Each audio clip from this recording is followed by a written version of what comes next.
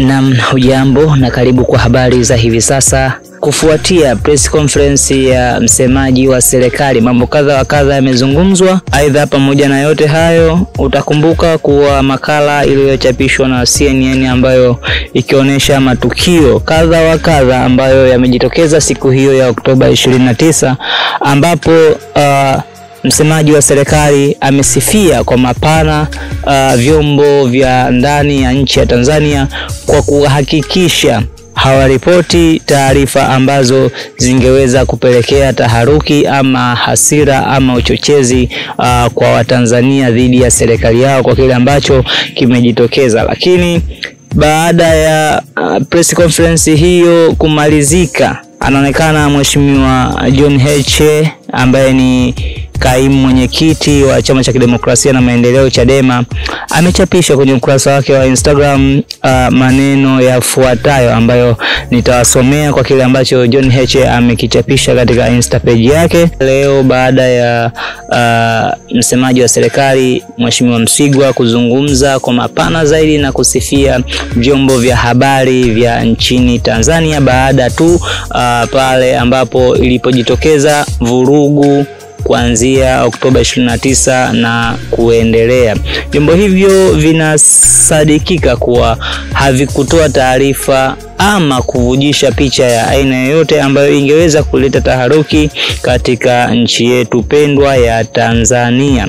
Lakini baada ya press conference hiyo, John Heche alichapisha kwenye Insta page yake maneno yafuatayo, na nukuu kile ambacho John Heche amekiandika kwenye Insta page yake. Ameanza kwa kusema, wewe Msigwa, unataka kucontrol CNN kama unavyo control leseni za online TV?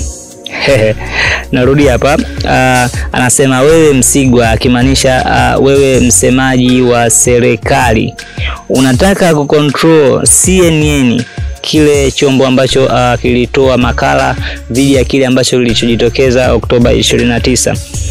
Anamuuliza kuwa unataka kucontrol chombo hicho cha CNN kama unavyo control leseni za online TV za Tanzania? Akaika alama ya kuuliza.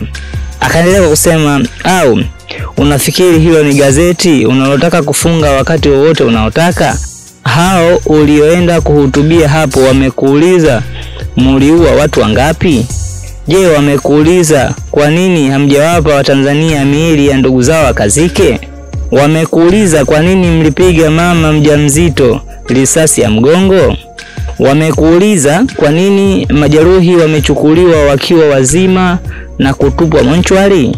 Unafikiri CNN, BBC, AI, Jazeera wataacha kufanya kazi yao kwa sababu wewe haupokei simu au hujibu SMS?